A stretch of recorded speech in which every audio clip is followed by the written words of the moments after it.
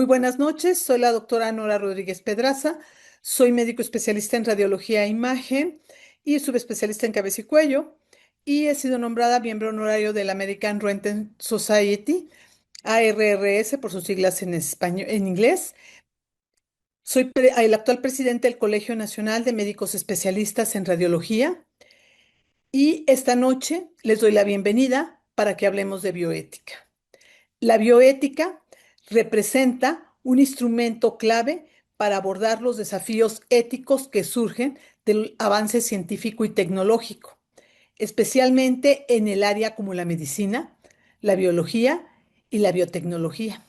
La definición de bioética se concibe como la reflexión ética sobre los problemas morales relacionados con la vida y la salud, incluyendo las investigaciones científicas, la atención médica y las implicaciones éticas de los avances tecnológicos. Este término fue acuñado por Van Rosenwald Potter en 1971, quien lo concibió como un puente entre la biología y la ética, con el fin de garantizar que los avances de ciencia de la vida contribuyan al bienestar humano sin comprometer los valores fundamentales. No omito referenciar que la OMS contempla 5 principios dinámicos de bioética. 1, autonomía. 2, beneficencia. 3, no maleficencia. 4, justicia. Y 5, respeto por la dignidad humana. Estos principios sirven como guía para tomar las decisiones de ética en el ámbito de la salud y la investigación. A medida que la tecnología avanza, tenemos nuevas preguntas éticas, una de las cuales podría ser, ¿cómo debe regularse la inteligencia artificial en la toma de decisiones médicas? Esta pregunta representa un gran reto para nosotros como médicos especialistas en radiología e imagen. ¿Por qué? Bueno, debido a que el mayor número de avances tecnológicos en medicina se está dando en el área de imagenología, representa algo de suma importancia tener bioética dinámica capaz de adaptarse a los desafíos contemporáneos y a lo cambiante que resulta ser la tecnología de punta. Por todo lo anterior, el Colegio Nacional de Médicos Especialistas en Radiología tomó la iniciativa de comenzar con este ciclo de conferencias presentándoles a ustedes a expertos en la materia en 2 etapas. La primera que iniciamos hoy, el 24 de julio, y la próxima será el 28 de agosto. Espero que nos puedan acompañar en ambas. Al final de las mismas podrán solicitar los puntos que nos otorgó el Consejo Mexicano de Radiología e Imagen. Sean ustedes bienvenidos y espero que nos acompañen en las 2 exhibiciones. Adelante, por favor. Muy buenas tardes, soy el doctor Armando López Ortiz, médico radiólogo, actualmente presidente electo del Colegio Nacional de Médicos Especialistas en Radiología e Imagen, Asociación Civil. Tengo el gusto de recibirles en esta serie de pláticas que nuestra organización ha ofrecido. Les agradezco su presencia. También agradezco la oportunidad a la doctora Nora Eugenia Rodríguez por su amable invitación para colaborar en esta serie de pláticas. En este momento déjenme platicarles acerca de lo que somos como colegio. Nuestra organización se funda a principios de este siglo, la primera década. Nos organizamos como una asociación civil que agrupa a médicos radiólogos certificados y que actualmente está debidamente registrada ante la sección segunda del libro de registro bajo el número F17 en la Dirección General de Profesiones de la Secretaría de Educación Pública. ¿Qué hacen los colegios? Bueno, pues los colegios tienen como principal actividad, primero, recibir en forma desinteresada a los profesionales de nuestra especialidad como miembros colegiados, siempre y cuando tengan los requisitos de ley, como son título y cédula profesional, así como certificación, que son necesarios para nuestra práctica médica rutinaria. ¿Quiénes pueden pertenecer a nuestro colegio? Pues todos aquellos que así lo deseen, todos aquellos que tengan práctica profesional en radiología e imagen y que estén vigentes con sus documentos en el territorio de nuestro país. ¿Qué hacemos como colegio? Entre otras cosas, representamos a los colegiados, realizamos la defensa de sus derechos y velamos por la práctica profesional ética y responsable. Debemos ser también receptores de los conflictos originarios de la práctica profesional de la radiología e imagen, con el objetivo de hacer el análisis y, en su caso, las recomendaciones necesarias para su corrección, incluyendo la redacción de iniciativas en las normas oficiales mexicanas, reglamentos, leyes e inclusive modificaciones constitucionales si fueran necesarias. Por lo tanto, también debemos y tenemos la posibilidad de hacer redacción de marcos de referencia de la práctica profesional.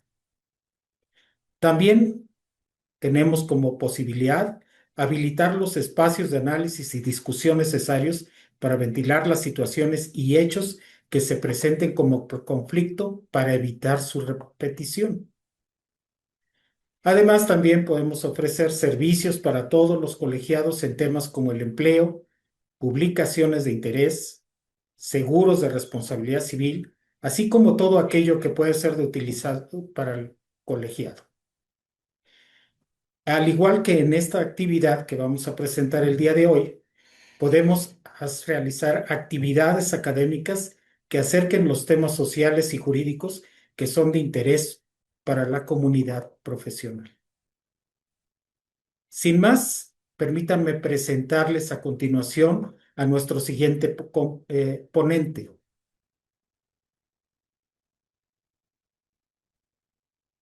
Se trata del doctor Francisco Javier Ochoa Carrillo, médico cirujano, especialista en oncología, certificado por el consejo correspondiente, egresado del Instituto Nacional de Cancerología de México, Hospital, y también médico del Hospital Ángeles del Pedregal, en la Ciudad de México. Ha sido profesor de la Facultad de Medicina en la UNAM. Ha sido presidente de las siguientes instituciones: International College of Surgeons, Academia Mexicana de Cirugía, Consejo Mexicano de Oncología. Actualmente es presidente en funciones de la Asociación Mexicana de la Lucha contra el Cáncer, Academia Nacional de Bioética, y además es asesor conferencista del Advisory Board de diferentes empresas. Su tema, el que nos brindará el día de hoy, es el siguiente: ¿qué es la bioética y por qué es fundamental en el ejercicio de la medicina? Sin más, cedo la palabra al doctor Ochoa. Muchas gracias.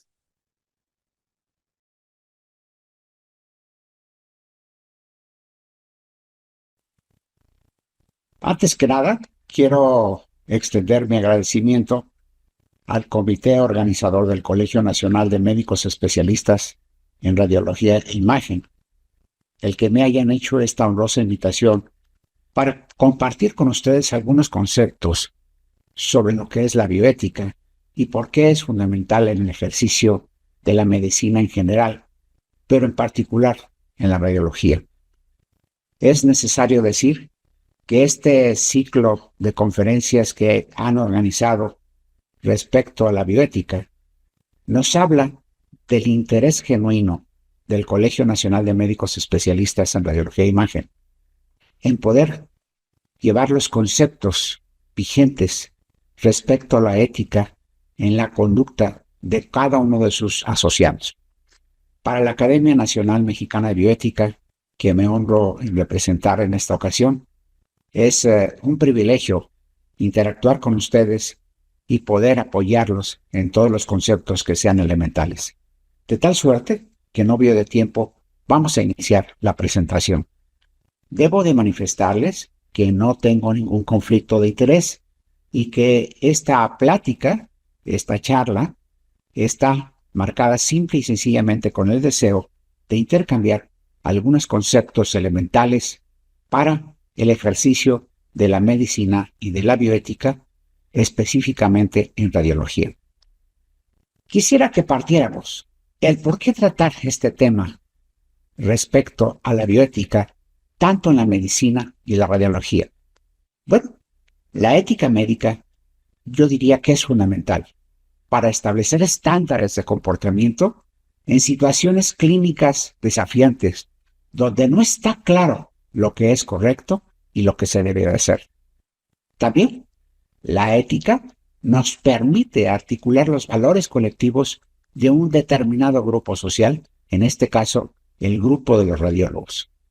En cuanto a poder discutir los dilemas éticos resultantes en radiología, hoy conocida como imagenología, que pueden en algunas circunstancias diferir de otras áreas de la medicina, como es la cirugía del trauma o la psiquiatría. Por supuesto que cada organización profesional tiende a tener sus propios códigos de ética para definir los valores de sus miembros. Pero lo importante es de que este esfuerzo que se está haciendo para llegar a la actualización de los conocimientos es porque hay un interés genuino de todos los profesionales de la radiología para seguir colaborando en el medio con los principios éticos que les son característicos. El objetivo de esta presentación me permitiré compartirles con ustedes dos aspectos fundamentales: el definir la ética, qué es la deontología y qué entender por la moral. Esto nos permitirá analizar su aplicación en la práctica diaria de la medicina y de la radiología.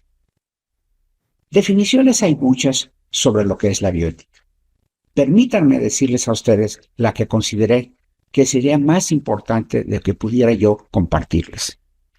Los conceptos de la bioética parten de dimensiones de la moral, que incluyen la visión moral, las decisiones, las conductas y las políticas de las ciencias de la vida y del cuidado de la salud, empleando una variedad de metodologías éticas que nos permiten en un momento dado poder seguir adelante. Pero hay otras definiciones mucho más sencillas, más prácticas, que deberemos de tomar en consideración.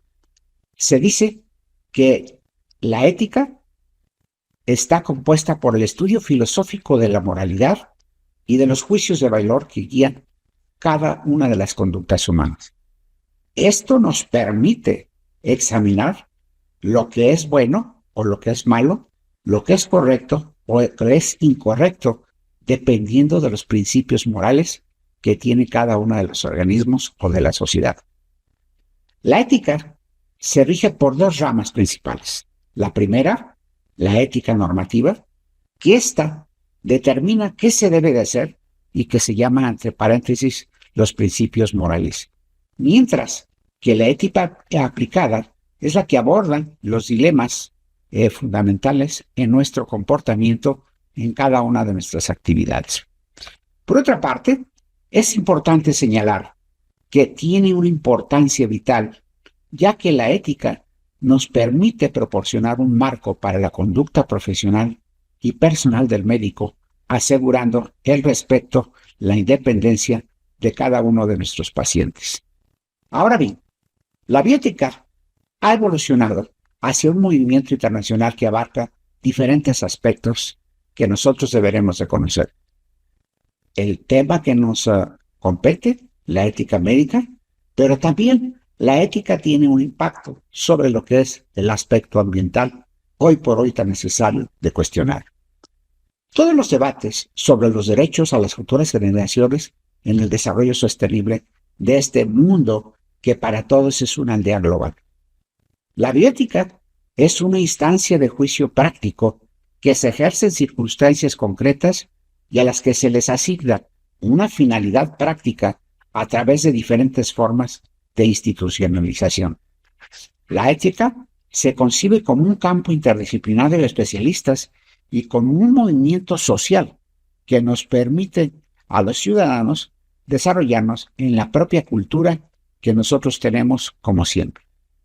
Por otra parte, debemos de señalarles a ustedes que uno de los aspectos fundamentales es que frecuentemente estas áreas nos permiten entender y tratar de conducir cómo podemos llevar a cabo lo que son los aspectos fundamentales en cuanto al proceso de vivir, de morir, de cuidar y de curar a nuestros pacientes. Pero, ¿qué deberemos de entender por lo que es la deontología profesional? Es algo de lo cual nosotros debemos de partir de los principios filosóficos y que mucho de la ética y de la deontología habla de los principios kantianos, que son importantes para desarrollar.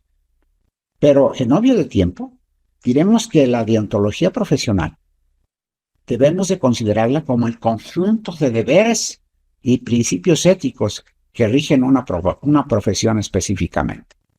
Se enfoca fundamentalmente en las obligaciones, reglas y códigos de conducta que deben seguir los profesionales en su práctica diaria en la medicina.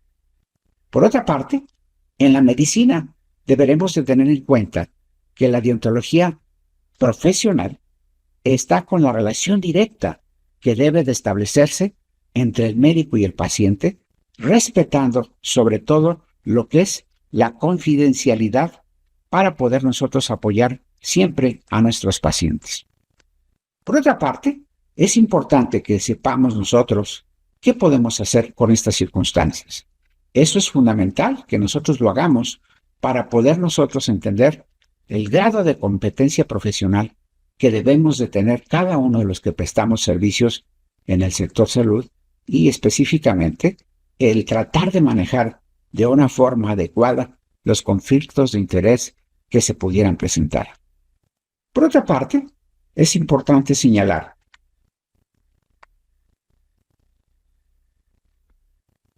que la bioética es una disciplina relativamente moderna que parte después de las décadas de los 70, en el cual se considera que es una disciplina interdisciplinaria en la cual debe tener determinadas características. Y estas son las 9 características fundamentales que nosotros deberemos de tener en cuenta. En el ejercicio de la bioética en medicina, deberemos de tener en cuenta que es laica, que es plural, que es autónoma, que es racional, que es universal, que es interdisciplinaria, que nos permite ser una actitud intermediadora y que nos ayuda a los procesos regulatorios o procedimentales y que esto tiene una sana y una adecuada aplicación en el ejercicio cotidiano de la práctica médica. Por otra parte, analicemos solamente estos factores someramente. ¿Por qué debe de ser laica? Porque sabemos de la diversidad de filiaciones religiosas o ateas con los cuales nosotros nos enfrentamos en esta sociedad moderna. De tal manera que debe de ser tolerante. ¿Por qué debe de ser plural? Porque ésta reconoce y promueve la diversidad y trata de alcanzar acuerdos razonables entre diferentes posturas. Y al reconocer esta pluralidad, no solo como un hecho, sino como un valor que potencialmente puede aportar. ¿Por qué se considera autónoma? Porque debe de ser libre de influencias políticas, religiosas y económicas. Reconoce la capacidad de autorregulación que puede ser posible en el ser humano. Ahora bien, ¿por qué considerarla racional? Porque si bien es cierto es filosófica y discursiva, la realidad ética no se conoce a priori, sino a través de la reflexión sobre las consecuencias de las decisiones que tomamos los profesionales en el ejercicio de el tratar de atender la salud de los individuos. Universal, porque debe de ser válida para todos, en cualquier lugar, sobre todo respetando los derechos humanos de estos individuos. Y por último, tendremos que estar pensando si es interdisciplinario. Claro que lo es, porque comprende aspectos filosóficos, científicos, sociales, antropológicos, psicológicos, técnicos y legales, especialmente en el cuidado de la salud y de la investigación en la salud. Deberá ser intermediadora, porque ésta nos permite resolver conflictos. ¿Y por qué deberá ser regulatoria o procedimental? Porque tiene la necesidad elemental, en base a la bioética, el de poder analizar, evaluar, discutir, aprobar o reprobar los protocolos de investigación, los procedimientos que se realizan en la práctica cotidiana, y esto debe de ser dada por los cuerpos colegiados. Por otra parte, debe de ser aplicada, porque la bioética tiene que reflexionar y cuestionar problemas reales que se llegan a presentar en forma cotidiana y con aspectos concretos. Una vez entendido estas 9 variantes de lo que es la bioética y cómo se compone, deberemos de considerar que la bioética no se reduce solamente a la teología médica clásica. Tampoco no ofrece un conducto de recetas simplistas, de valores rígidamente preestablecidos o fórmulas hechas que indiquen claramente lo que está bien y lo que está mal. La bioética es mucho más que eso. Al ser dinámica, no es un conjunto de mandamientos o de prohibiciones absolutas, o un conjunto de afirmaciones subjetivas y relativas. Ante esta circunstancia, la bioética se ha considerado para ser un espacio en el cual permita a los seres humanos de determinados grupos la reflexión multidisciplinaria, que es fundamental para abordar con éxito los problemas complejos que se suscitan específicamente en la atención a la salud. Este concepto se ha ido ampliando progresivamente. Su enfoque tiene que ser universal para estudiar los factores naturales, tecnológicos y sociales que pueden tener repercusiones importantes sobre la salud humana y la biosfera en su conjunto. Ahora bien, a pesar, decíamos, de que es una disciplina joven y en continuo desarrollo, se ha convertido hoy por hoy en una herramienta de trabajo fundamental para todos aquellos que ejercemos las profesiones relacionadas con la salud. También es fundamental el conocerla y manejarla en los comités y organismos que funcionan predominantemente como entidades consultivas. ¿Para qué? Para desarrollar informes, desarrollar tareas de formación profesional, sobre todo en el área de la biomedicina. Y finalmente, identificar aquellos aspectos éticos en que los protocolos de investigación implican a los seres humanos y deberemos, a través de la bioética, de ser garantes de muchos de esos derechos y cuidados y respeto a la investigación. De tal suerte que hoy por hoy la bioética es una rama de la ética que nos permite trabajar en el ámbito de las ciencias de la vida y de la salud, impulsando los avances técnicos y del conocimiento científico, pero que están regidos por 4 aspectos fundamentales: la autonomía, la beneficencia, la no maleficencia y la justicia. Analicemos rápidamente cada uno de estos conceptos. La autonomía está encaminada al respeto de la capacidad que tienen los individuos, en este caso los pacientes, para tomar sus propias decisiones siempre y cuando estén informadas claramente respecto a su salud. La beneficencia nos permite entender el concepto de que es fundamental actuar siempre en el mejor interés del paciente, buscando, por encima de todo, su bienestar y su curación. La no maleficencia es un principio hipocrático ya conocido por todos ustedes, que es fundamental en el de primero no hacer daño. Y finalmente, difícil hoy en nuestra sociedad pero no imposible, la justicia, la distribución equitativa de los recursos y beneficios en salud sin discriminación de estos. Una vez considerados estos aspectos, entenderemos que la bioética es fundamental en el ejercicio de la medicina, de tal suerte que debido a los rápidos avances tecnológicos y la creciente complejidad de los contextos sociales y culturales, es necesario, es fundamental contar con una guía de decisiones, como son, en un momento dado, el consentimiento informado para procedimientos médicos complejos, el manejo al final de la vida y la implementación ética, sobre todo en los protocolos de investigación clínica.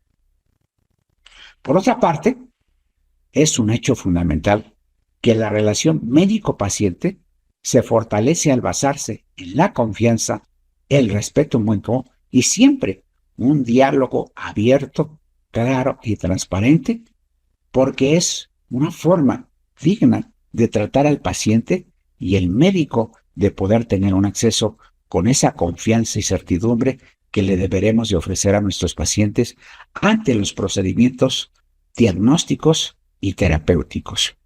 Por otra parte, debiéramos de nosotros de pensar siempre que nuestra actividad, siempre, en todo momento, debe regirse por una moralidad que es común y particular dependiendo de nuestras sociedades, considerando siempre los principios éticos que hemos señalado, como son la beneficencia, la no maleficencia, la autonomía y la justicia. Estas virtudes profesionales nos permiten ser compasivos, tener un discernimiento, ofrecer confiabilidad, integridad y conciencia para que el trato y la atención al paciente sea respetuosa. Por supuesto, también es fundamental que el médico tenga habilidades del conocimiento, médico-técnicas y científicas, y sobre todo que esté basado en un aprendizaje continuo, basado en la práctica y en la comunicación. Todo esto nos permite desarrollar un modelo integrado de atención al paciente.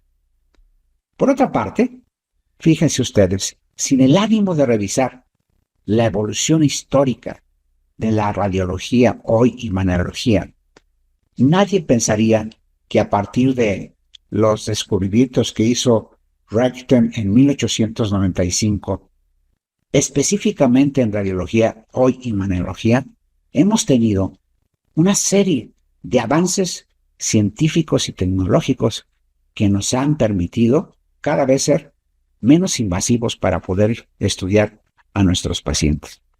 Pero por otra parte, también la radiología ha generado campos de gran utilidad como es la radiología intervencionista, de tal suerte que hoy por hoy necesitamos estar conscientes de estos procedimientos también para poderlos aplicar a nuestros pacientes de una forma adecuada, indicada y apegados a los principios éticos en la conducta humana.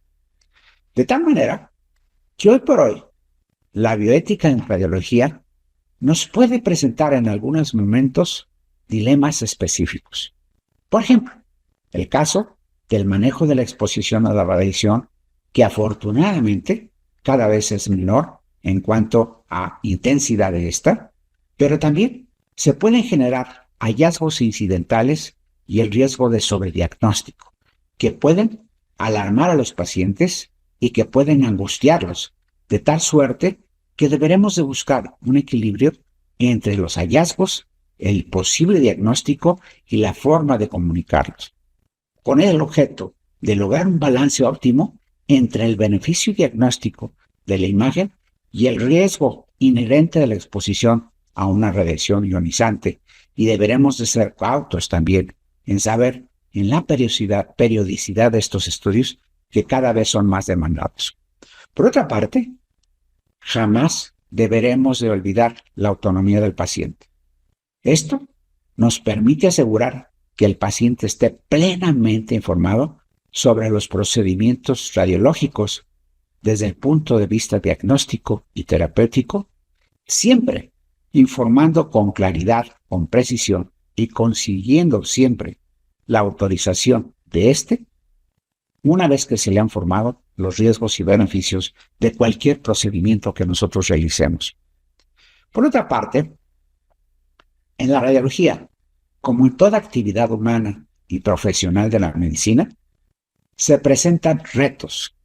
Y hoy por hoy, uno de los retos más interesantes y más discutidos en lo que es el estudio de imagenología es el hecho de haberse desarrollado ya plataformas de inteligencia artificial que nos permiten la posibilidad de estudios, grandes series, con la probabilidad de que muchos puedan ser de discernimiento y exclusión de patología benigna o de patología maligna, de tal suerte que los dilemas éticos sobre los sesgos algorítmicos que se presentan y la responsabilidad de los diagnósticos automatizados y el riesgo de deshumanizar este tipo de procedimientos también nos lleve al cuestionamiento ético en el ejercicio de la radiología. Por otra parte, ya no es solamente el manejo de la información por el radiólogo directamente experto, que puede en un momento dado realizar el estudio, analizarlo y reportarlo, sino que también existen muchas más intervenciones humanas y por lo tanto es posible que haya fuga de información, de tal suerte que es fundamental que nosotros siempre estemos pendientes como un principio ético la protección de los datos del paciente. Asegurar la seguridad y la privacidad de las imágenes médicas y datos sensibles en cumplimiento a las guías de práctica clínica y a los principios éticos que nos pueden indicar. Pero aún con inteligencia artificial, el acceso todavía no es equitativo, de tal manera que deberemos de buscar estrategias para abordar las disparidades de la disponibilidad de la tecnología avanzada y de los servicios de imagen en diferentes regiones, ya que todavía no alcanzamos esa homologación a nivel internacional. Por otra parte, en algunos ejemplos prácticos que podemos analizar son los cuestionamientos éticos que se pueden presentar con el objeto de ilustrar esta presentación. Uno de los grandes retos es que al tener mejor tecnología, mucho más experiencia, nuestros médicos radiólogos son capaces de tener a la vista hallazgos incidentales. Pero ¿cómo y cuándo informar? Por ejemplo, la existencia de un nódulo pulmonar pequeño indeterminado que puede generar ansiedad y requerir más pruebas, balanceando siempre los principios de no maleficencia y autonomía. Por otra parte, cada vez es necesario en muchas ocasiones hacer estudios de seguimiento. ¿Qué tan frecuente debemos hacerlos y con qué tipo de imagen deberemos de trabajar? La dosis de radiación todavía sigue siendo uno de los grandes aspectos que tendremos que evaluar siempre. La justificación siempre de cualquier estudio de tomografía, independientemente de la localización que se pretenda realizar, sobre todo en pacientes jóvenes o embarazadas, aplicando los principios siempre de no maleficencia y justicia en la minimización de los riesgos. Es por esto que debemos de tener siempre conciencia clara de cuál es el principio y valorar el riesgo-beneficio de este tipo de procedimientos en determinados momentos. Por otra parte, la inteligencia artificial y la responsabilidad. Al ser un procedimiento tecnificado de alta complejidad, en el cual intervienen múltiples factores, es importante saber quién hizo el algoritmo y si este algoritmo falla y lleva un diagnóstico erróneo. Esto, ¿qué implicaciones éticas puede tener? ¿A quién se le debe de responsabilizar? Y sobre todo, deberemos nosotros de considerar que estamos desafiando los principios de beneficencia y de justicia, algo que nos invita a la reflexión. Y finalmente, ya no solamente desde el punto de vista ético, sino desde el punto de vista legal, es fundamental conseguir el consentimiento informado, ya que éste nos permite que el paciente comprenda plenamente los riesgos, por ejemplo, de la administración de cualquier medio de contraste antes de someterlo a un estudio radiológico, ya que implica un riesgo. Y este riesgo puede también nosotros debemos de valorarlo como un riesgo-beneficio y saber eventualmente que alguno de estos medios de contrastes pueden ser susceptibles de desencadenar un problema importante desde el punto de vista clínico y afectar a nuestros pacientes. En esta imagen, que no pretendo analizar, vean ustedes la cantidad de personas que pueden intervenir en un proceso de flujo de trabajo con la inteligencia artificial que hoy por hoy se tiene con mucho en conciencia. Y vean ustedes cómo empieza desde la programación de los estudios, la realización, así como la interpretación, el reportaje, el monitoreo en su seguimiento, considerar los eventos adversos, las respuestas a los tratamientos, como decíamos, las recomendaciones que se pueden realizar, pero sobre todo uno de los aspectos fundamentales es siempre la integración en esa red adecuada de comunicación. Pero ¿a quién le vamos a comunicar qué? ¿Hasta dónde? ¿Cuándo? Y sobre todo, tener la confidencialidad del paciente, que eso es algo presente siempre en cualquier actividad que nosotros desempeñemos. Con esto, yo quisiera llegar a una conclusión para ir cerrando esta presentación. La ética es un compromiso fundamental en nuestra actividad profesional en general y en particular en la radiología.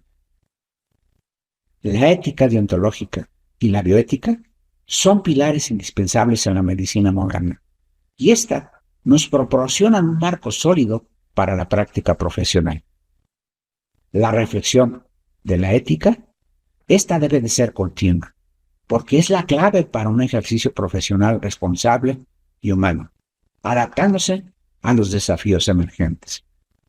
En radiología, estos principios guían cada decisión para asegurar la seguridad, el respeto y la dignidad del paciente en cada uno de los procedimientos diagnósticos y o terapéuticos.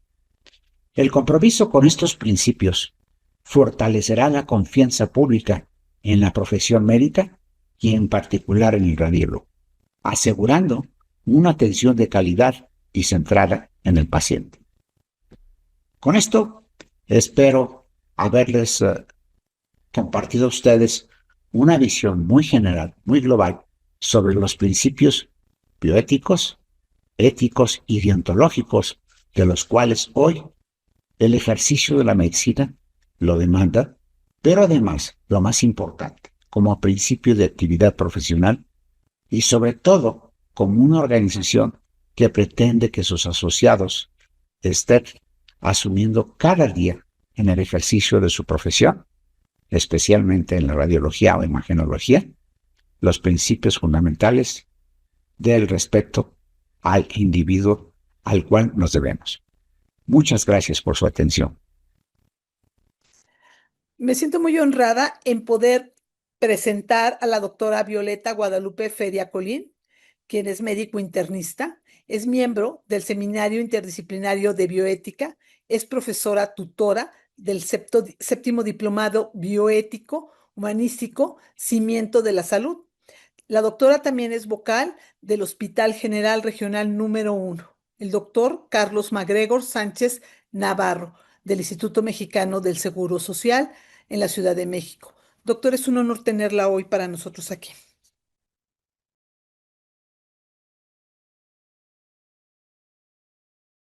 Hola, muchísimas gracias por la invitación a este panel donde vamos a empezar a hablar sobre bioética. Y bueno, me parece que es de las cosas más interesantes. Agradezco la invitación al doctor Franco. Y bueno, me presento antes que nada para no perder tiempo. Yo soy la doctora Violeta Feria Colín. De formación soy médica cirujana. Hice medicina interna, medicina nuclear, administración de hospitales, investigación educativa, maestra en ciencias en la salud en el área bioética. Dentro de mis actividades académicas he sido profesora universitaria de la Facultad de Medicina por más de 50 años, profesora de la West Hill, coordinadora de seminarios, congresos y algunos otros cursos que me ha tocado coordinar, como son diplomados, jurado en exámenes profesionales, y dentro de mis actividades académico-administrativas he sido responsable del Servicio de Medicina Interna en el Hospital Regional Gabriel Mancera, jefe del área fisiológica, secretaria de la División de Pregrado, coordinadora de Ciencias Básicas. En Pemex fui jefa de Educación Médica Continua. En la CEDESA, subdirectora del Hospital General Tláhuac, presidenta del Comité de Bioética en JOCO y en el Carlos MacGregor. Dentro de mis actividades bioéticas, pues he sido fundadora y presidenta de los comités, de varios comités del Hospital General Regional número 1, de la integración en el área metropolitana, fundadora y presidenta del Comité de Bioética Hospitalaria en el Hospital General Tláhuac, fundadora y coordinadora de comités de bioética en la CEDESA, presidenta de comités, bueno, dentro de otras muchas cosas, autora de varios capítulos de medicina interna, tesis de maestría, para tomar el grado de maestra en bioética fue el ámbito de competencia de un comité de bioética y autor de muchos capítulos de bioética. Dentro de mis distinciones yo tengo que agradecer, me dio la universidad actividades académicas por 20, 25, 30, 35, 40, 45 y 50 años como profesora universitaria, por el IMSS de 20 y 25, y el Senado me distinguió con la medalla Matilde Petra Montoya. Bueno, esa soy yo a sus órdenes. El Colegio Nacional de Médicos Especialistas en Radiología e Imagen, en el capítulo Hablemos de Bioética, vamos a presentar esta interesante parte, porque de esto depende de que todos y cada uno de nosotros nos vayamos comprometiendo con la bioética, porque la bioética no está fuera de nosotros, la bioética se vive. Bueno, ¿qué hemos visto en las últimas décadas? Hemos visto avances de la ciencia, de la tecnología, como dice el maestro Echeverría, de la tecnociencia. El nacimiento de la tecnociencia ha tenido como consecuencia que el científico se apodera de la técnica y da la tecnociencia, pero junto con ella aparece deshumanización de la medicina. Y entonces encontramos como fundamento de esta situación la parte más importante. Estamos asombrados con la tecnociencia, el Da Vinci, la inteligencia artificial. Sin embargo, nos hemos alejado mucho acerca de lo que es nuestro paciente. El paciente es un hombre digno, libre, y en función de esa dignidad y de esa libertad, tiende por su vida hacia un fin que le es propio. La consideración del fin de la vida humana es una de las constantes relevantes para optar por la toma de decisiones que la práctica clínica ofrece, por lo que todo acto médico debe quedar inscrito en un consentimiento informado en el ámbito ético. Es interesantísimo esto, ustedes se dan cuenta, porque ese paciente no nada más es el de enfrente, puedo ser yo, puede ser tú. Se me ocurrió tomar, para tener un punto de apoyo todos, un caso, no fue inventado, me lo encontré en el internet, ¿verdad? Es el caso de una paciente de 75 años que consulta con medicina interna en un hospital de la comunidad, y esto en Málaga. Me llamó la atención, ahí está la cita bibliográfica, tomé solamente el caso y de ahí nos vamos a tomar. El paciente llega con dolor lumbar de larga evolución de características inespecíficas, sin otra sintomatología acompañante. Interesante, ¿verdad? Se solicita, tras una historia clínica y una exploración, un análisis completo que incluye descartar la patología renal, hepática, tiroidea, así como de procesos linfoproliferativos, patología biliopancreática y marcadores tumorales prostáticos y estudios reumáticos. Vean ustedes toda la gama que se tiene por parte de este análisis. También solicita estudios de gabinete, medicina nuclear, una gamografía ósea, radiodiagnóstico, placas de tórax en 2 planos, radiografía de columna dorsolumbar en 2 planos, tomografía abdominal computarizada con contraste, resonancia de columna lumbosacra, ecografía abdominal y un Doppler arterial de miembros inferiores. O sea, todo.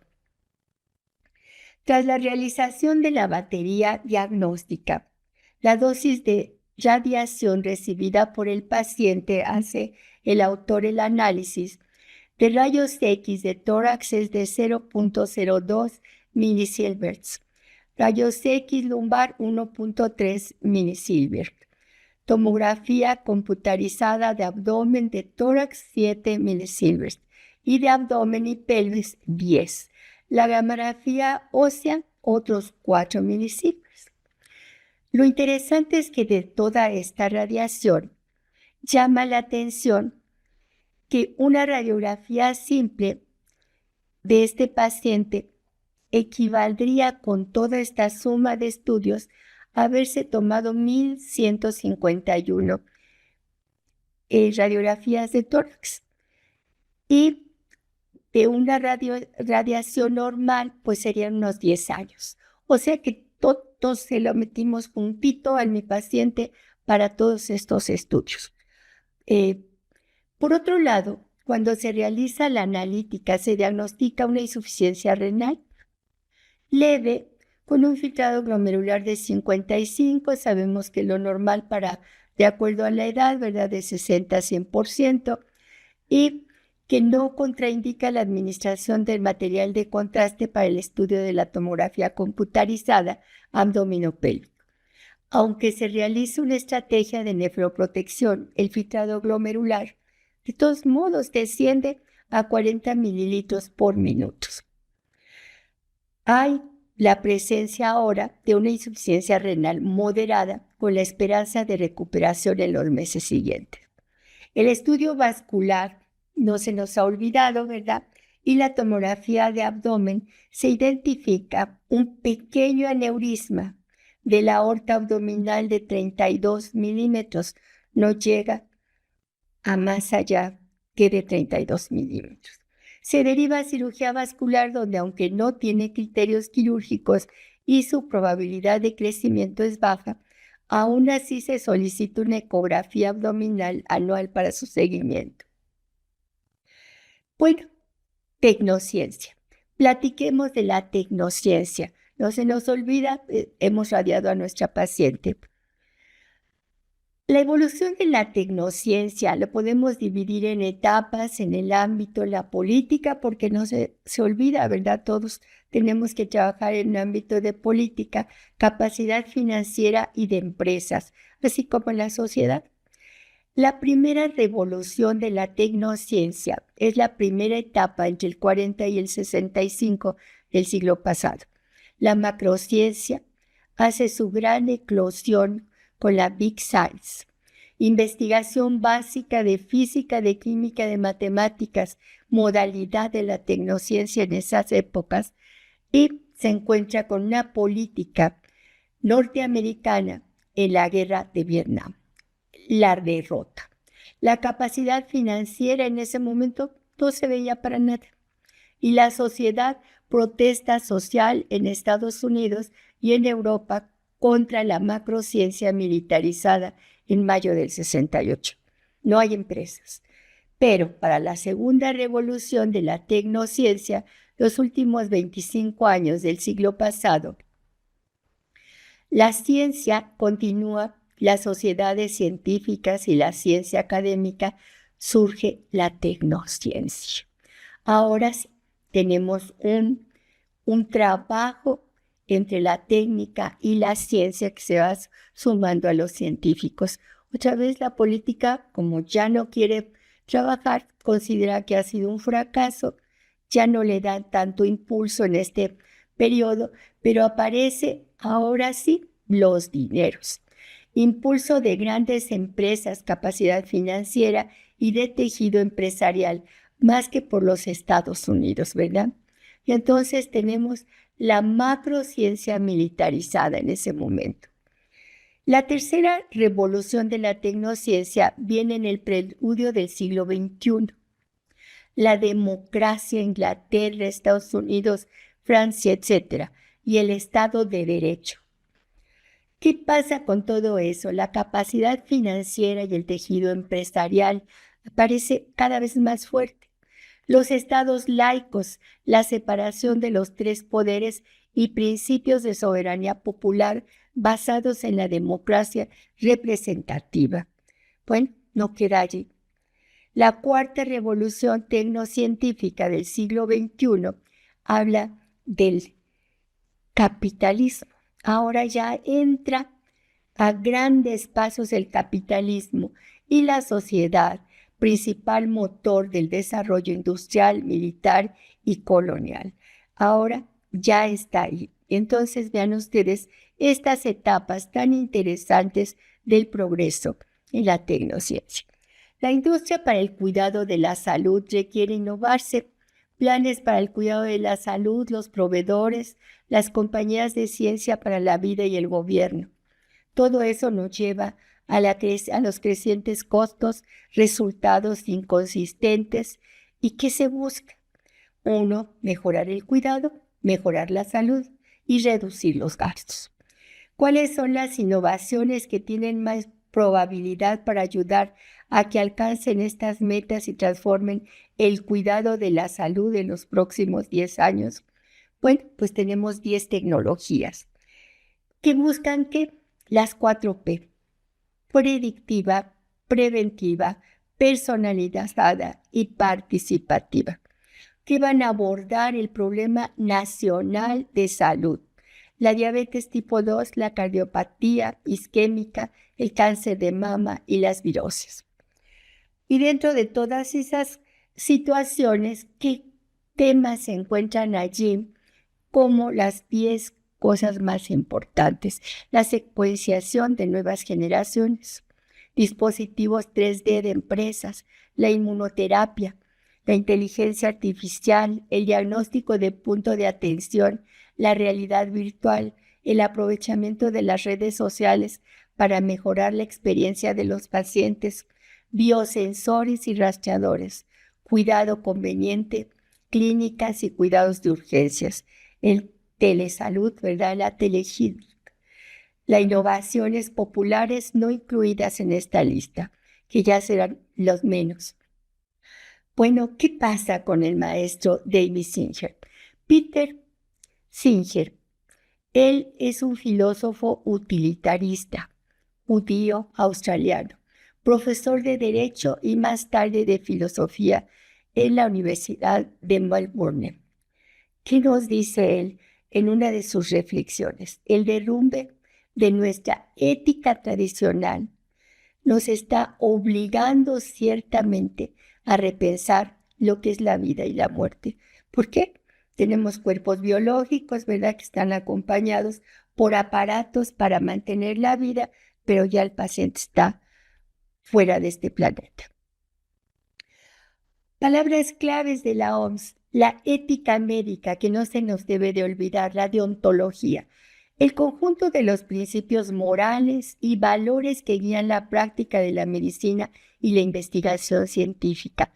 Busca asegurar que la atención médica se proporcione con respeto, compasión y dignidad humana, al tiempo que se promueve el bienestar del paciente y se respetan sus derechos. Recordemos que ese paciente puede ser yo, puede ser tú. La bioética, según la Comisión Nacional de Bioética, es la rama de la ética aplicada que reflexiona, delibera y hace planteamientos normativos y de políticas públicas para regular, resolver conflictos en la vida social. Reflexiona, es lo que hacemos ahorita, delibera, ponemos nuestros argumentos y hace planteamientos para que se pueda normar, ¿verdad?, en la sociedad. La persona es el ser que posee conciencia sobre sí mismo y que cuenta con su propia identidad. Una persona es capaz de vivir en sociedad y que tiene sensibilidad, además de contar con inteligencia y voluntad, aspectos propios de los humanos. O sea, nuestra autonomía, la capacidad de decidir. La dignidad la tiene la persona una vez que nace y que es persona. Hombre, persona digna. En función de esta dignidad y de esa libertad, tiende con su vida hacia un fin que le es propio. Por lo que todo acto médico debe quedar inscrito en el perímetro de la ética. El error. La dignidad se le otorga a la tecnociencia. Se propicia una deshumanización de la medicina. ¿Por qué? Porque están los equipos. ¿Quién protege la dignidad de ese cuerpo biológico? La actitud del médico, el equipo de salud. Y entonces nos recordamos, hagamos memoria de cosas muy interesantes. En la Declaración Universal de los Derechos del Hombre y el Ciudadano, cuando lo presenta el maestro Tealdi en 2008, hace pues la aclaración, ¿verdad? Y vuelve a sentar los datos. Los derechos humanos nos dan el reconocimiento a la libertad, justicia y a la paz. ¿En qué se fundan? En la dignidad y la igualdad humana. Deben protegerse ¿con qué? Con un régimen de derecho. Una constitución, una carta magna que defiende los derechos fundamentales. Y se debe promover una educación con medidas para su reconocimiento y aplicación. Y entonces la educación base de la sociedad, que previene todos los desórdenes, las rebeliones. ¿Por qué? Porque nos respetamos. Para eso son los derechos humanos. Yo separé tanto el área de micronivel, que considero que así podemos analizar claramente el contexto de la relación médico-paciente. Y entonces, vamos a buscar qué relación hay, ¿verdad? Si ustedes me permiten, vamos a empezar diciendo que el paciente llega y el paciente llega a ver a una persona sana. Estamos trabajando el equipo de salud. ¿Quién llega? Un enfermo. Sabe que no sabe, ¿verdad? El sano está preparado para funcionar como equipo de salud. La sociedad. No podemos evitar para estudios clínicos, médicos, para todo, hablar que tenemos jerarquías de grupo. El sexo, la edad, la economía, la cultura, lo educativo, la estigmatización social. Me voy a saltar de ontología y luego regresamos. Seguimos con la deontología ética. Los principios kantianos, ¿verdad? El no hacer mal a nadie porque no quieras que se te haga mal a ti mismo. El buscar algo que tengas que realizar y que sea universalizable para que no haya discriminación. Los derechos humanos, la lex artis, ¿verdad? La medicina se basa en el arte médico y la medicina basada en evidencias. Desde el punto de vista legal, tenemos derechos y obligaciones. El investigador tiene derechos y obligaciones, el equipo de salud y también el sujeto que es nuestro paciente.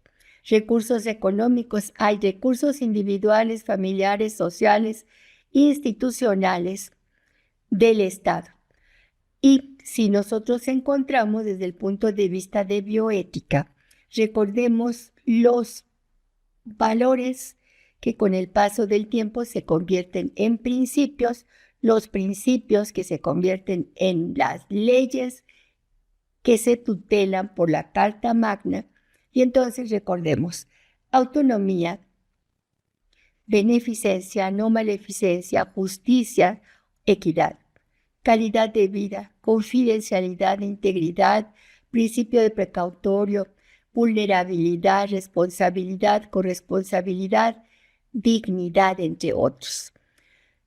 Cuando nosotros tenemos alguna situación que solamente habla de los recursos económicos, pues les toca a la economía, ¿verdad? A la administración. Cuando hay una mala praxis, pues es legal. Cuando hay un problema social, pues hay que ver qué área. Cuando hay una mala aplicación de los derechos, también tiene una franja. Sin embargo, que cuando una de estas franjas se ponen en entredicho por los valores y los principios, aparece la bioética como una situación dilemática. ¿A quién trata de proteger? Al vulnerable, el cual puede ser el paciente y en algunas ocasiones el equipo de salud. Pero entonces, ¿quién es el vulnerable, verdad? ¿Y qué se le hace? Pues un trabajo de grupo, ¿verdad? Analizar, argumentar, sacar mejores teorías, y eso nos lleva a sacar una recomendación para orientar a quien lo solicita, al paciente, al médico, a ambos, al cuerpo directivo. Y eso le llamo micronivel. Si nosotros recordamos el abordaje clínico de un caso clínico, si tomamos la columna de las Y's, estamos viendo el estatus del paciente. Ahí está mi paciente. ¿Está sano o está enfermo?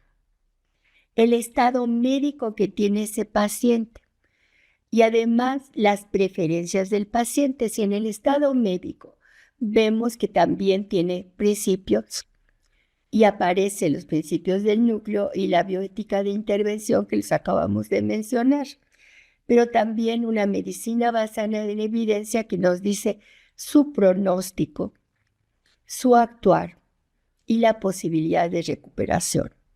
Y entonces, ahí está mi paciente. ¿En qué momento? Ahorita. Pero ese paciente tiene la característica de haber tenido un pasado y tiene la característica de tener un futuro. Por lo tanto, la característica del paciente está en juego el tiempo de la enfermedad. ¿Qué vamos a ver con el tiempo de la enfermedad? Pues cuánto dura, ¿verdad?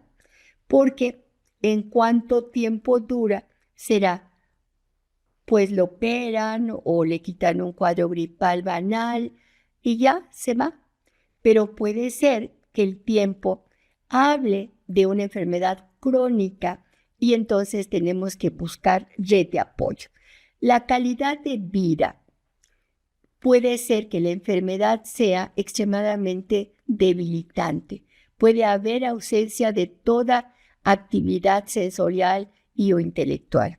O bien, los factores externos de los deseos de la familia. Está limitado y qué quiere la familia.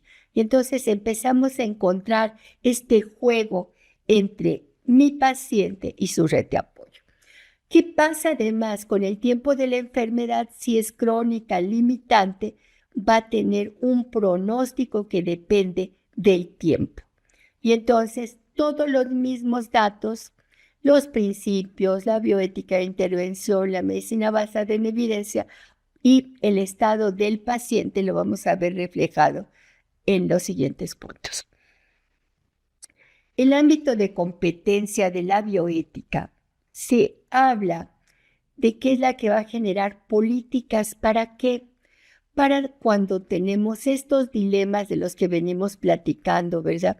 Hay problemas laborales y están en conflicto los principios, los derechos humanos del paciente. Hay problemas económicos y entran en entredicho con los principios sociales, el ámbito de normas y protocolos, los errores médicos, los problemas laborales entre personal, salud y paciente, o personal y personal, o personal y autoridades.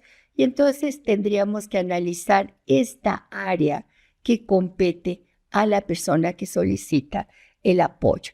una ética política, habría que verla regulando para que el ámbito de esta bioética pueda generar recomendaciones. Cassel señala la alteridad, el yo y el otro. Tauber, la visión biopsicosocial. Pero no nada más queda en biopsicosocial. Hay que agregar al paciente y al equipo de salud que siente, que sufre o que goza. Ya lo vimos con COVID, ¿verdad? No nada más era el médico, el equipo de salud y el paciente, sino el propio médico entró a sufrir con su alteridad, ¿verdad? Yo también puedo ser el de enfrente. Y Engel, la medicina centrada en la persona, el humanizar la medicina para resolver la crisis actual de la atención médica. Los objetivos de la radiología como parte de la medicina es la ética médica busca orientar acciones del personal de salud para cumplir los objetivos de la medicina, que incluyen la promoción de la salud, la prevención de la enfermedad, la cura, el alivio del sufrimiento. Respeto a la dignidad humana. El aspecto fundamental de la ética médica es el respeto por la dignidad y los derechos de cada individuo. Principios fundamentales, ya hemos hablado del núcleo, la autonomía. Si ustedes recuerdan, en nuestro caso, en ningún lado se escuchó que hubiera habido un consentimiento informado. Le hicieron muchos procedimientos, pero no hubo consentimiento informado. No hubo una comunicación con el paciente, sino se le trató como un objeto. Beneficencia, actuar en beneficio del paciente buscando su mayor bien y promoviendo su salud, institución, equipo de salud. No maleficencia, evitar causar daño al paciente, lo cual, cuando no hay este intercambio de comunicación, frecuentemente se nos van los datos y podemos llegar a hacer algún daño inconsciente, no siempre consciente. Justicia y equidad. Asegurar una distribución equitativa de los recursos y el acceso a la atención médica sin discriminación. Confidencialidad, proteger la información privada del paciente, ser veraz con los actos y dentro de otros principios, pues hemos hablado de la compasión. No es lo mismo ser el que está ordenando y ejecutando al que está sufriendo y vulnerado. Buscando la responsabilidad y corresponsabilidad. Vamos juntos en ese binomio y en la mejoría del paciente es de todos. Principios sociales, calidad de atención, ¿verdad? Que es criterio en la actualidad, la calidad de atención, sobre todo para las certificaciones y acreditaciones, responsabilidad social, corresponsabilidad. Los profesionales de la salud tienen una responsabilidad ética de contribuir al bienestar de la comunidad y promover la salud pública, el desarrollo profesional. La ética médica debe de tener su evolución, debe de llevarlo. La comunicación, ¿verdad? No podemos olvidar. En resumen, estos son componentes de la ética que debe de guiar a todo el profesional de la salud. Bueno, agrego aquí las características, las cartas de los derechos de los pacientes: decidir, tener una atención adecuada, digno, respetuoso, claro, oportuno, decidir libremente su atención, consentimiento válidamente informado, su trato con confidencialidad, facilidades para obtener una segunda opinión, atención médica, contar con expediente clínico y cuando te inconformes por la atención médica también será atendido. Los derechos del médico son ejercer libremente, laborar en instalaciones propias, tener a su disposición los recursos, abstenerse de garantizar resultados de atención. Eso es algo que nos protege, sin embargo, el abandono no nos protege. Tenemos que estar ahí al pendiente y informando. Recibir trato respetuoso por parte de los pacientes, tener acceso a la educación médica, tener acceso a la actividad de investigación y docencia, asociarse para promover sus intereses profesionales, salvaguardar su prestigio y remuneración. Esta es la bibliografía. La bioética es un proceso y es un descubrimiento en el que intentamos hacer reales los derechos humanos, y esa moralidad común es nuestro subsuelo, aunque no siempre sepamos verbalizarlo. Esto lo comenta el maestro Fernando Lolas, una persona que ha sido director de la UNESCO, ¿verdad? Gracias, es su servidora, estoy a la orden tanto en Google como en Yahoo, y sí sentimos que el humanismo es cimiento de la salud. Vivimos la bioética, somos responsables del dilema y sobre todo de la argumentación. Muchas gracias, es cuarto. Muy buenas noches. Me siento muy honrada en presentar al doctor Pablo Valdés Solís, quien es un gran amigo de nosotros y que lo hemos tenido en varias ocasiones en algunos eventos de radiología. El doctor es desde abril del 2025 jefe de servicio de radiodiagnóstico del Hospital Universitario San Agustín de Áviles y fue durante 20 años jefe de servicio del Hospital Costa del Sol de Marbella. Ha sido miembro de la Junta Directiva de la Sociedad Española de Radiología Médica, SERAM, por sus siglas, como responsable estratégico y responsable de la comunicación de la misma. Ha sido presidente del SERAM y de la SEGA, que es la Sociedad Española de Gestión de Calidad, así como miembro del Grupo de Gestión de Calidad de la Sociedad Europea de Radiología. En la actualidad, está dirigiendo la nueva edición del curso de gestión de calidad del SERAM y la segunda edición de la guía de gestión de la misma sociedad. Es un gusto tenerte, Pablo, con nosotros, además de ser un buen amigo. Te agradezco que compartas con nosotros, con México, tus conocimientos nuevamente. Bienvenido.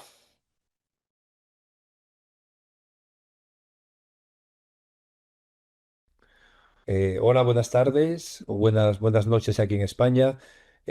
Como han presentado, yo soy el doctor Pablo Valdés Solís, soy radiólogo, en la actualidad jefe de servicio de radiología del Hospital Universitario San Agustín de Avilés, que está en el norte de España. Es un centro de trabajo nuevo para mí, llevo poco tiempo y muy contento en esta nueva etapa de mi vida. También muy contento de poder participar con todos ustedes en este curso muy interesante de ética y radiología con varios temas.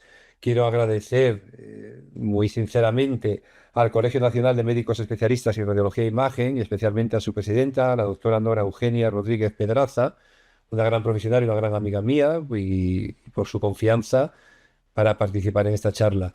El tema es complejo porque tiene mucho contenido y como está dentro de un curso de inteligencia artificial, perdón, de ética, yo voy a centrarme más en unos temas de inteligencia artificial asumiendo bastantes conceptos y algunos temas se dan sin tratar porque es imposible tratarlo todo.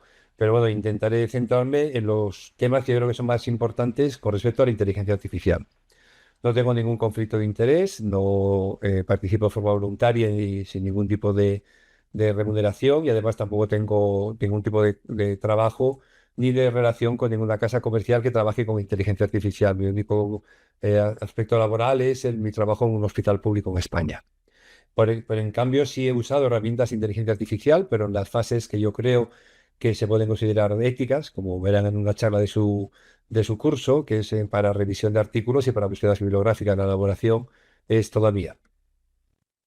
Y no podemos empezar hablar de un tema de ética e inteligencia artificial sin hablar de lo que es un conflicto básico de moral y sobre todo de la experiencia moral. Es decir, los hombres somos seres morales. ¿Y por qué? Porque, como dicen filósofos como Zubiri, como Aranguren aquí en España, es que no podemos no actuar moralmente. Es decir, es algo todavía más allá de la obligación que considera Kant. El hombre es, por naturaleza, un ser moral. En cambio, sí somos libres para elegir los medios con los cuales realizaremos esa obligación moral. Es nuestra libertad, pero dentro de nuestra obligación de ser morales. Y luego, aparte, dentro de esta experiencia moral, es importante recordar que participan la inteligencia y el sentimiento. Bueno, pues esto es un poco lo que configura la experiencia moral. Es decir, los hombres somos seres morales que estamos obligados internamente por nuestro propio ser a actuar de una forma ética con respecto a nuestra moralidad. Y esto nos diferencia de los animales y de las máquinas. Los animales no tienen obligaciones morales, no tienen libertad. Los animales actúan por instinto y hacen las cosas porque las tienen que hacer. No tienen capacidad de decisión por instinto. Un animal mata porque tiene que matar para comer o porque está programado para hacerlo así. Pueden tener inteligencia y sentimiento, pero esto no basta para ser seres morales. Las máquinas, de entrada, no tienen obligación moral, salvo en el supuesto caso de que la pudiéramos programar. Podrían tener inteligencia, se discute, podrían tener algo parecido al sentimiento si se programa, y la libertad dependería de la capacidad de programación. En cualquier caso, tampoco deberíamos considerar de momento las máquinas como seres morales. Todo cambiaría en el momento en que hubiera una inteligencia artificial fuerte, que todavía no ha llegado. Esa inteligencia artificial fuerte podría tener inteligencia, podría tener sentimiento, podría tener libertad. No sabríamos si podría tener obligación moral de entrada o no. En cualquier caso, podría actuar como un agente moral, es decir, como veremos, aquel capaz de tomar decisiones morales. En cambio, la inteligencia artificial que estamos viendo ahora, la que trataremos, no tiene obligación moral, no tiene inteligencia, no tiene sentimiento y no tiene libertad. Es decir, es simplemente un instrumento de quien la usa, no es un agente moral. Y cuando se habla de ética y de inteligencia artificial, se suele poner siempre el dilema del tranvía, que es un ejemplo muy bueno para no solo para ver dilemas de inteligencia artificial, sino en general para tratar muchísimos temas de ética, porque tiene muchas variantes, como veremos. Este dilema, que yo creo que casi todo el mundo conoce, básicamente consiste en que un tranvía o un tren va desbocado porque su conductor sufre una pérdida de conocimiento, no puede parar, perdió los frenos y va a arrollar a 5 personas que están esperando en la estación.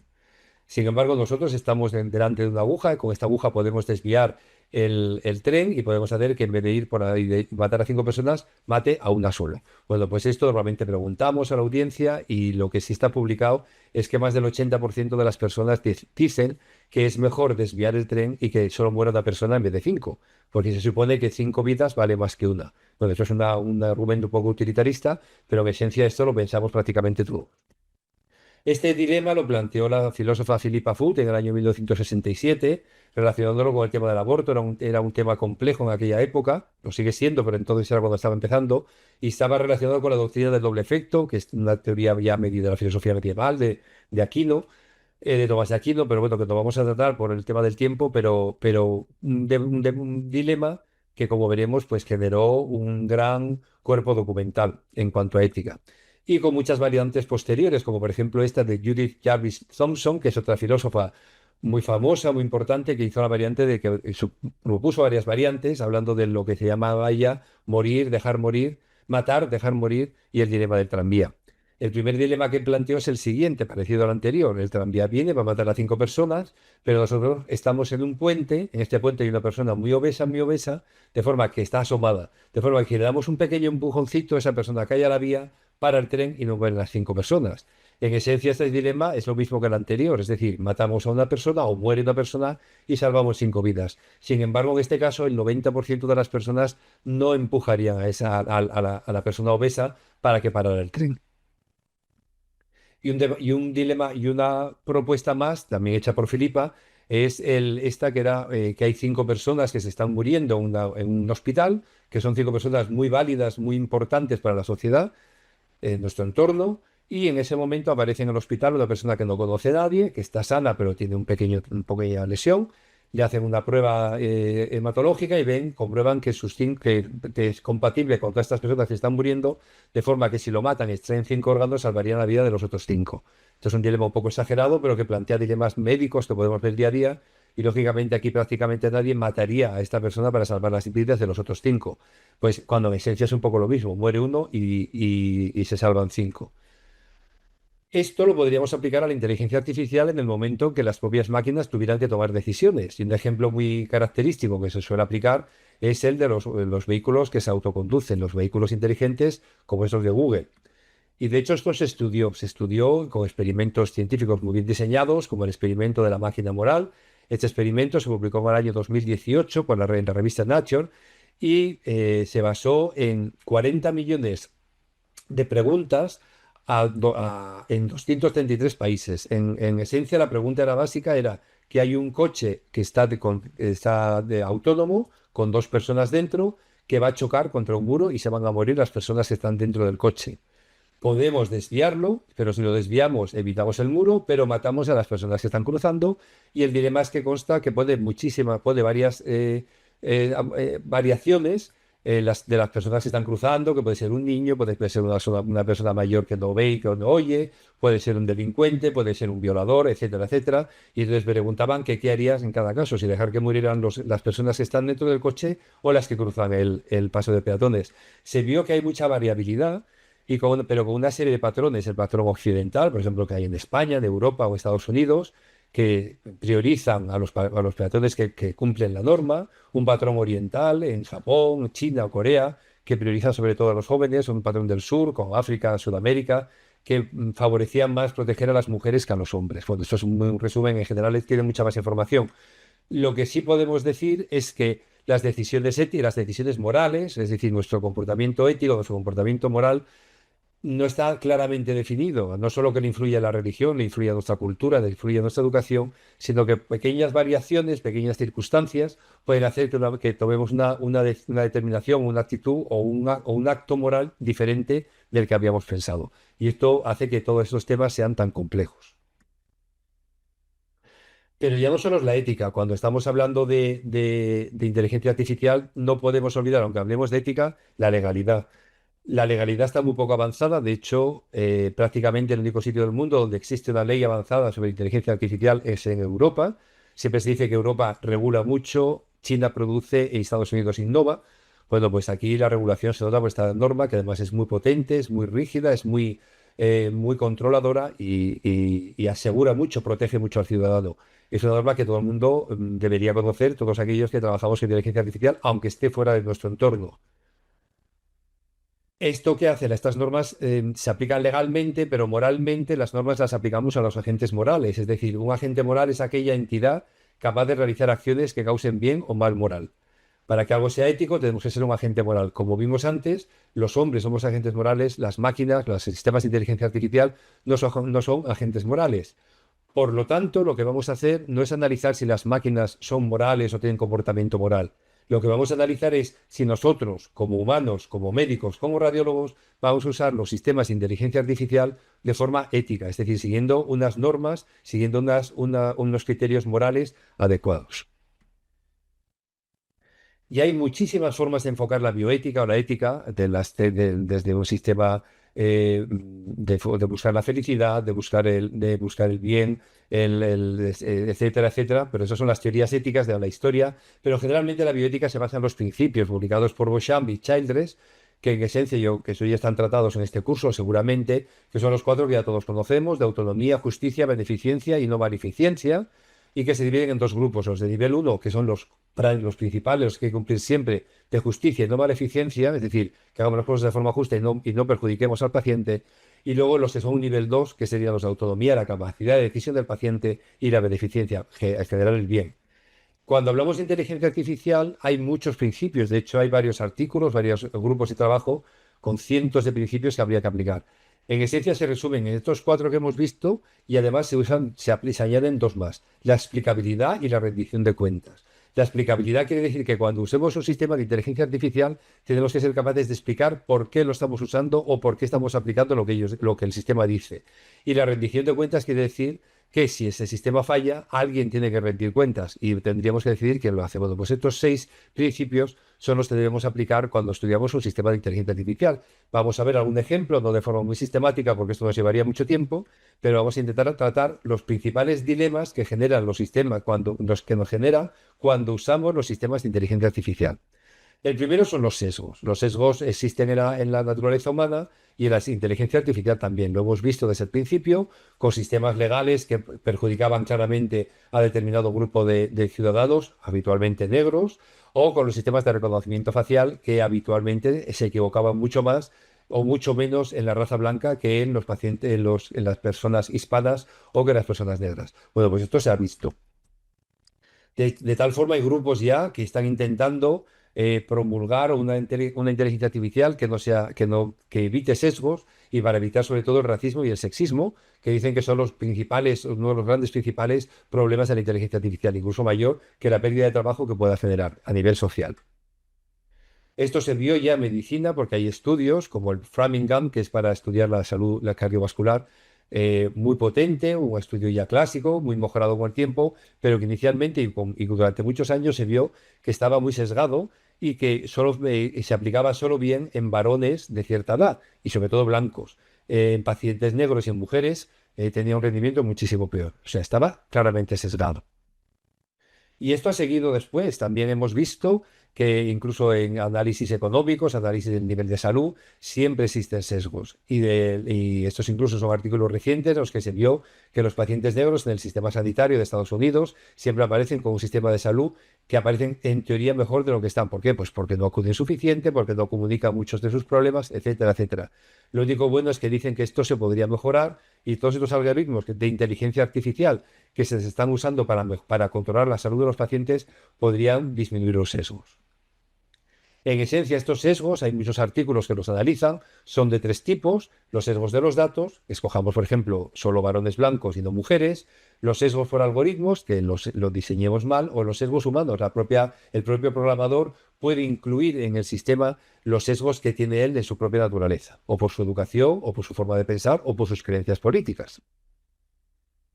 Además del problema de los sesgos, otro problema muy grande es el manejo de los datos en los sistemas de inteligencia artificial. Por eso se está intentando regular en todo el mundo. Hay reglamentos, prácticamente estos son los que he intentado encontrar. Uno muy potente en Europa, el Reglamento General de Protección de Datos. Hay también en Canadá, en Estados Unidos el IPA, en México la Ley Federal de Protección de Datos Personales en posesión de los particulares, en Brasil la Ley General de Procesado de Datos y en China la Personal Information Protection Law. Cada uno es diferente. El europeo es el que nosotros conocemos, es muy exigente y si no se cumple puede obligarte a pagar unas multas muy importantes, con lo cual la gente se está concienciando para usarlo de forma sistemática. En Estados Unidos existe mucho problema porque el sistema, como todos sabemos, aunque sea público, tiene mucha importancia la privada, más ahora con el nuevo gobierno de Trump, que está un poco destrozando toda la sanidad pública. Y aquí hay artículos que hablan de cómo se deberían gestionar los datos en cuanto al comercio, en cuanto a la disponibilidad, en cuanto al desarrollo, pues como este publicado en Radiology, que es muy interesante. Cada país tiene su problemática y sí sería interesante que cada uno estudie lo que pasa en su propio país.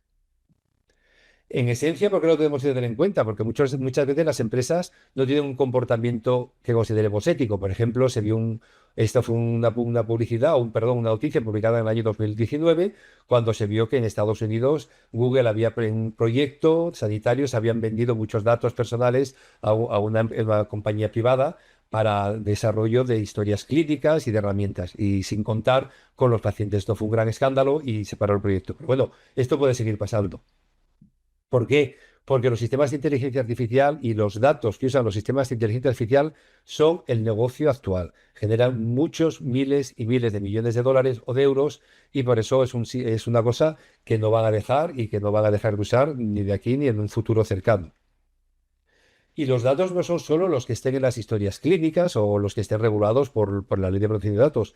Hay un problema también importante que afecta a muchísimos ciudadanos, que tengamos un sistema pues como este reloj, es que son los datos que están en todos los gadgets que están recogiendo datos biométricos, desde la frecuencia cardíaca, cualquier cosa. Y esto están en pleno debate porque hay gente que los está comercializando y además no hay una regulación clara de estos datos.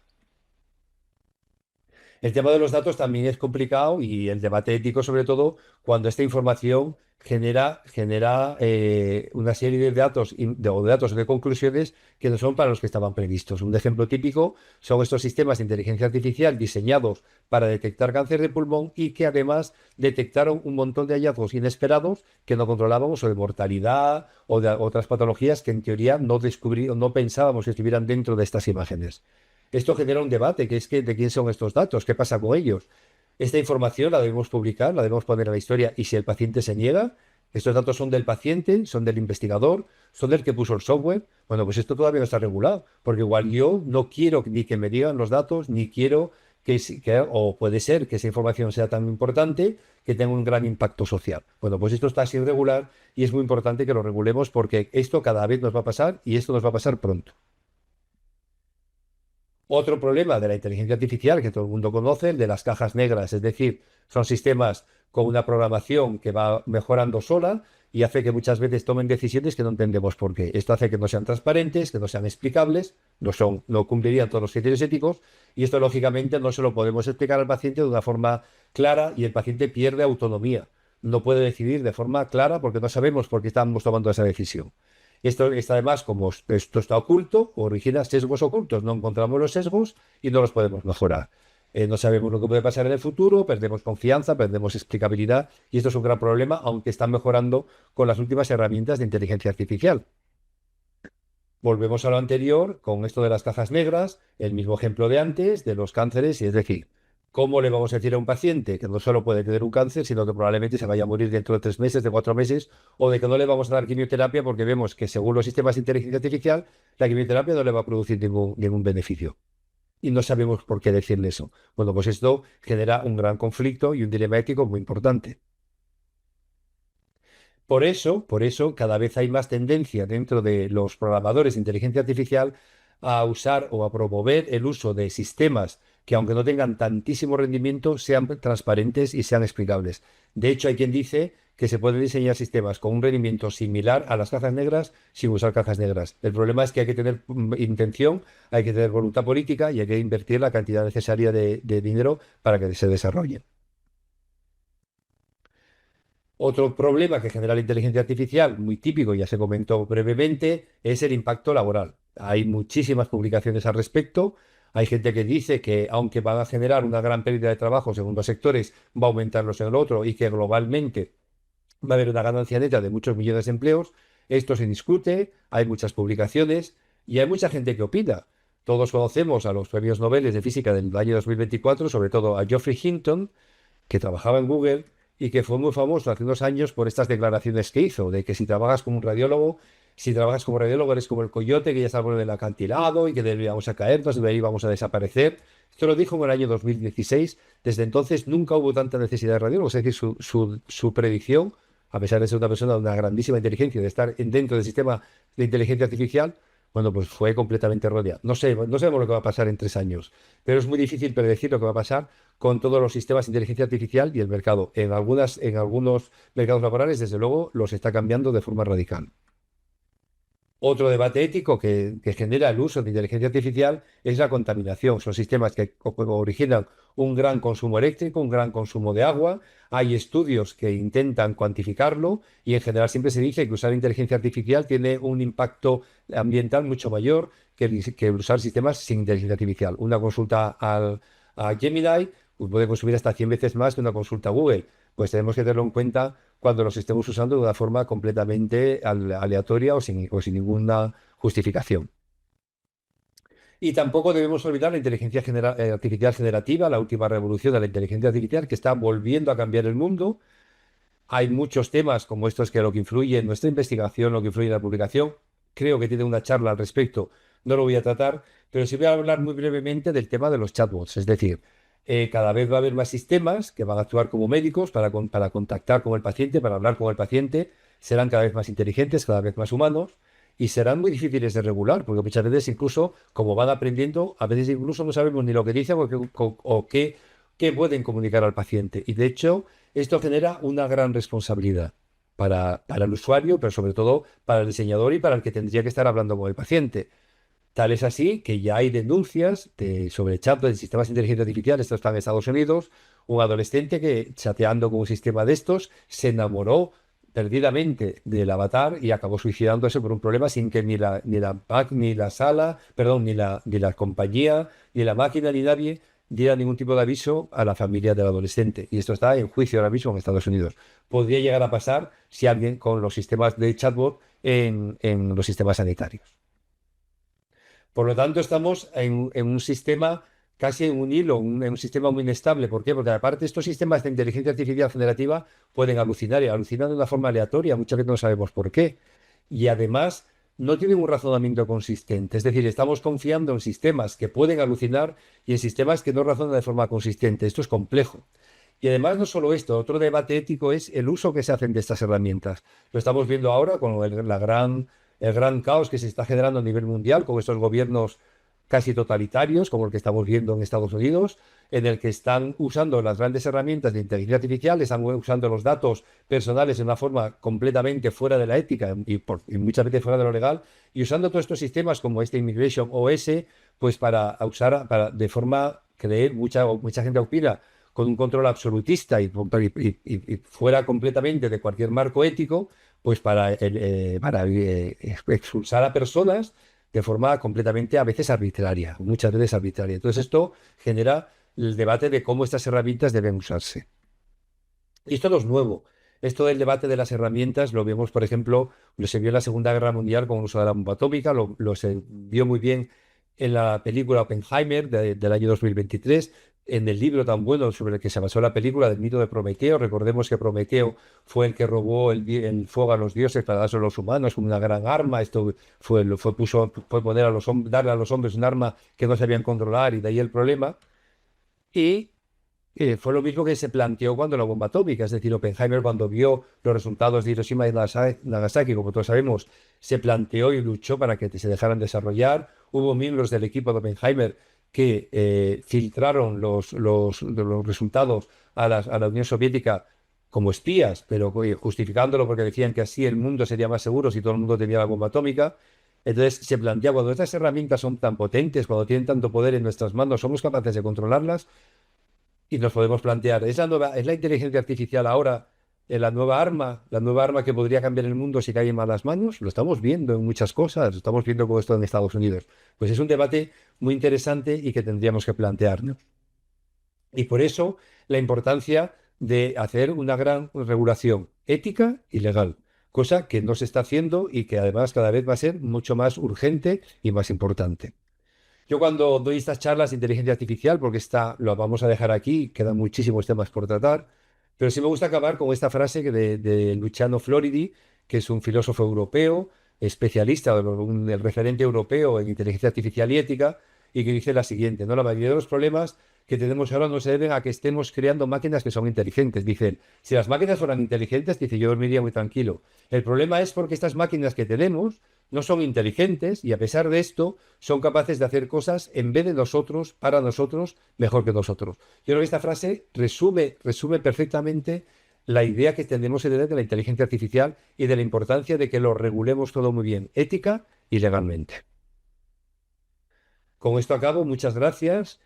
Aquí está mi dirección de correo. Siento mucho no poder participar en el debate, me estaría encantado, pero cualquier duda, cualquier comentario que quieran hacerme, tienen ahí mi dirección y yo gustosamente responderé intentando aclarar dudas o comentando dudas o aclaraciones que me quieran hacer de cosas que no estén de acuerdo conmigo. De nuevo, muchísimas gracias.